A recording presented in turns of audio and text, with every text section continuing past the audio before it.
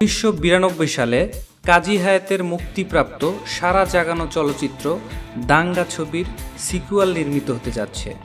গত রবিবার সন্ধ্যায় প্রযোজক ইকবাল দাঙ্গা 2 নির্মাণের ঘোষণা দেন। দাঙ্গায় অভিনয় করেছিলেন জনপ্রিয় নায়ক মান্না, কিন্তু দাঙ্গা 2তে কে থাকবেন মান্নার আসনে, এই নিয়ে শুরু হয় জল্পনা কল্পনা।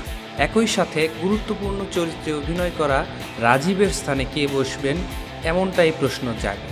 মান্না ও রাজীব দুজনেই প্রয়াত হয়েছেন।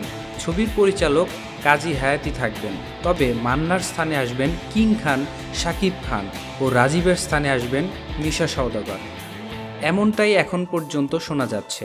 দাঙ্গা 2 নির্মাণ প্রসঙ্গে বলেন, বর্তমান সময়ের দর্শকের রুচি ও দেখার ভঙ্গিতে এসেছে অনেক পরিবর্তন।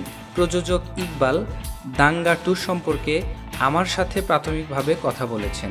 গল্প লেখা শেষ হলে যদি আমার নিজের ভালো লাগে তবে এটি আমি পরিচালনা করব।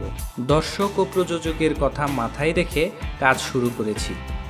প্রযোজক ইকবাল বলেন, কাজী হায়াত তার চলচ্চিত্রে সবসময় সমাজের নানা ধরনের অসঙ্গতির চিত্র তুলে ধরেন। তার নির্মিত দাঙ্গা চলচ্চিত্রটি সে সময় দারুণ সাড়া জাগিয়েছিল, তাই নতুন আঙ্গিকে চলচ্চিত্রটি তৈরি হোক, এটাই আমার চাওয়া। আর শাকিব খানের সাথে প্রাথমিকভাবে কথা হয়েছে, শাকিব কাজ করতে রাজি হয়েছেন। কক্সবাজার থেকে শাকিব খান ঢাকায় ফিরলেই তাকে চুক্তিবদ্ধ করা হবে। দাঙ্গা 2তে মন্ত্রীর ভূমিকায় অভিনয় করবেন মিজু আহমেদ।